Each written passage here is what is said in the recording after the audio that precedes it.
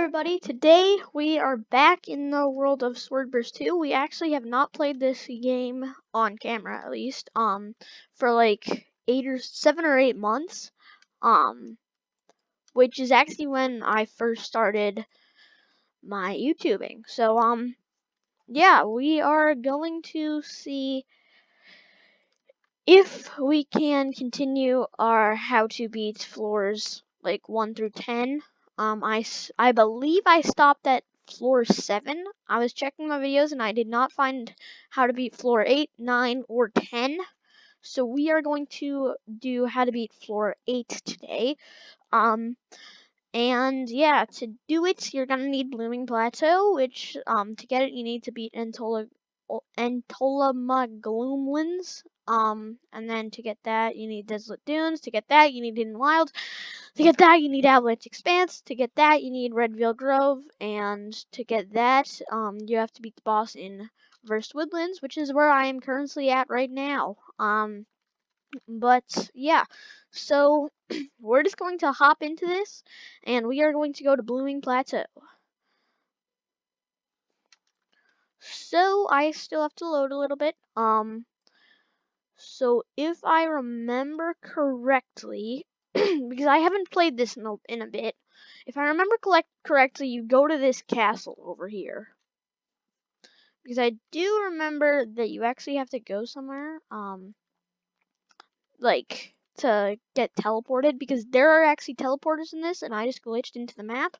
Oh yeah, by the way, there's also giant praying mantis. So watch out for them, and then next you have that enemy right over there, which is a Petal Knight. And if you get lucky, you can actually get this armor, the Petal Knight cloak armor. It has a defense of 5,355 when it's not upgraded at all. But here's the Petal Knight right now. So I'm just gonna get rid of you.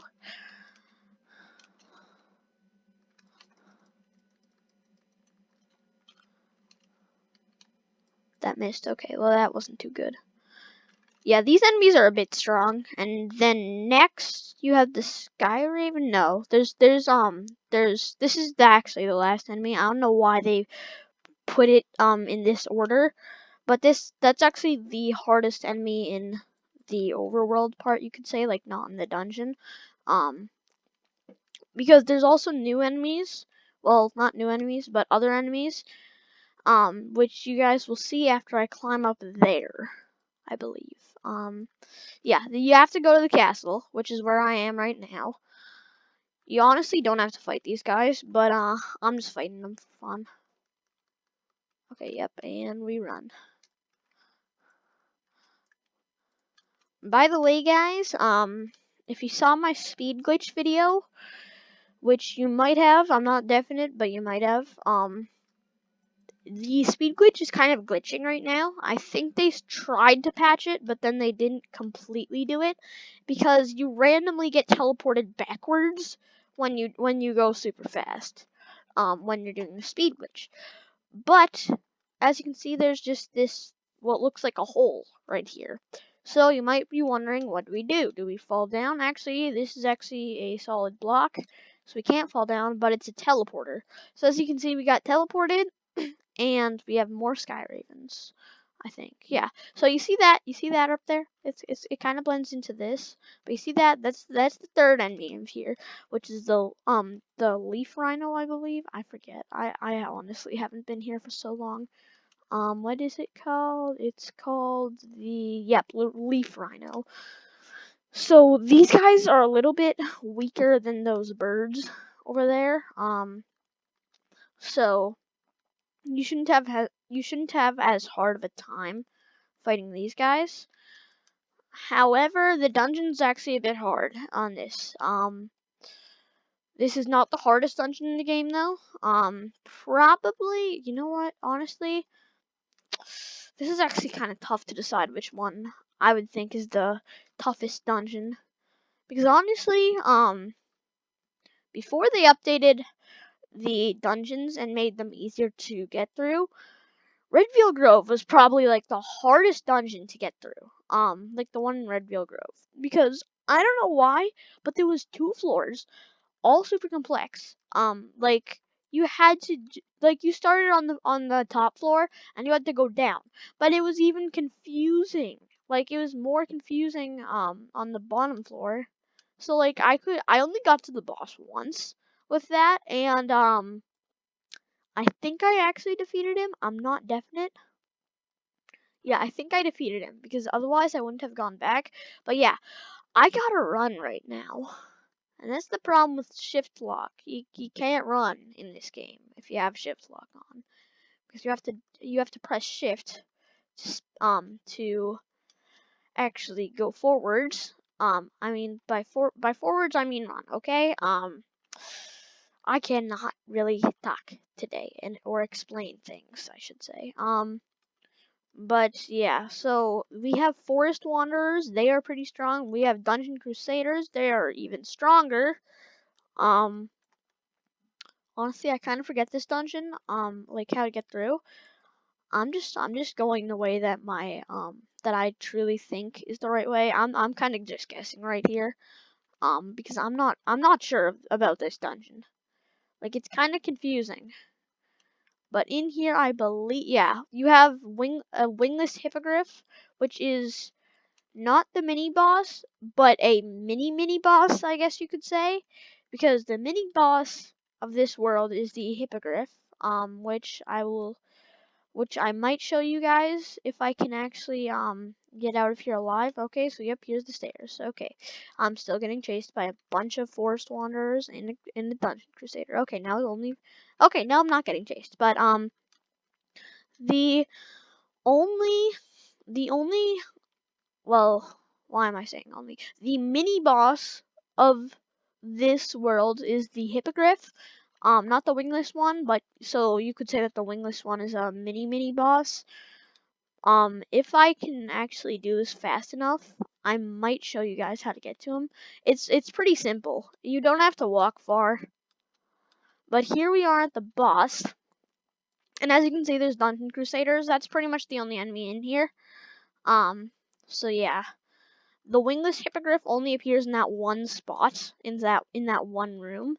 So yeah, it's kind of rare to find, but not really because it spawns.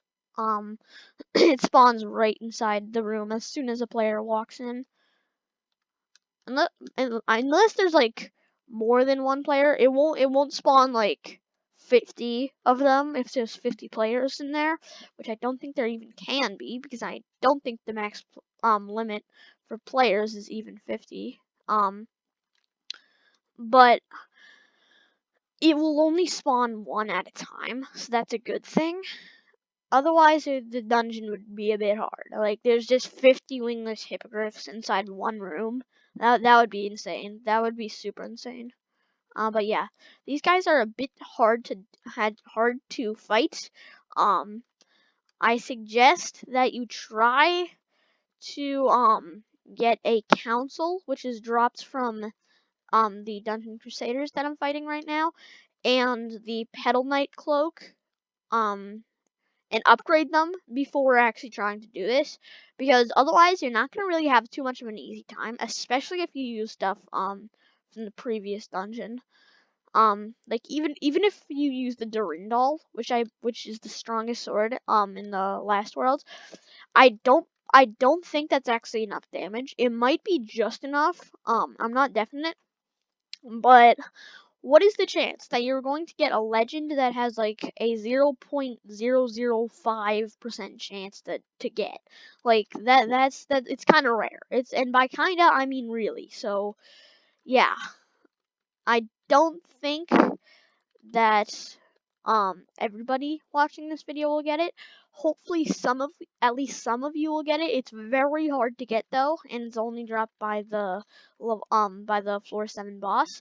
But here's the floor 8 boss, aka Formage the Jungle Giant, I believe. But yeah, so we are just going to just keep on hitting this guy, and this guy actually does a pretty good amount of damage. So you're probably gonna watch out for you're gonna want to watch out for that. But he gives 278 Vel, and if you do enough hits, you will get the next floor, which is Varrock. So, that is not actually going to be it for today. I have about 5 minutes left to show you guys this.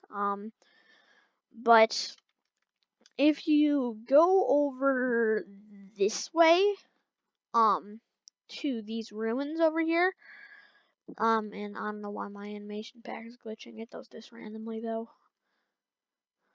So yeah, my animation patch my animation pack is glitching a little bit right now. But as you guys can probably see, there are some pillars. There's some red pillars over here. There's also a stone slab. If you step on this stone slab, you'll get teleported again. And if you go all the way up there, then you will meet. Okay, and I glitched. Okay, I'm kind of glitching right here. I didn't try to do that. Okay, yep. Okay, good. I didn't. I unglitched. But as you can see, there's someone just throwing the sword around. Yeah, it's pretty awesome. But if we go over here, oh my gosh, I keep glitching in the ground. Please stop glitching. Oh my gosh. Okay, well, I didn't expect to go that high. But, yeah, so there's Sky Ravens over here.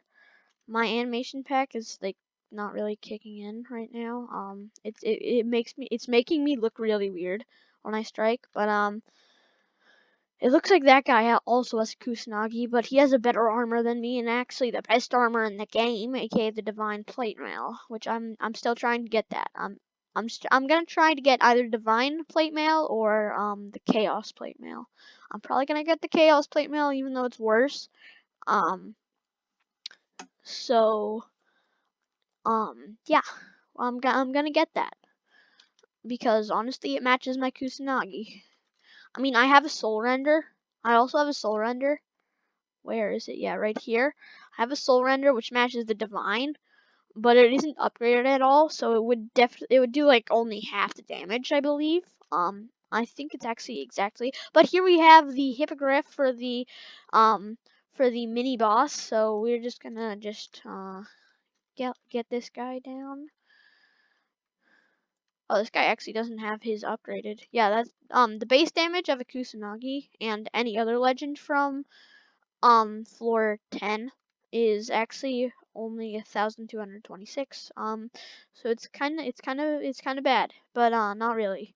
And I don't know how, and completely random subject, but I don't know how. But I somehow got a retribution on the first try of fighting the floor 10 boss. I'm not sure how. I don't have it anymore.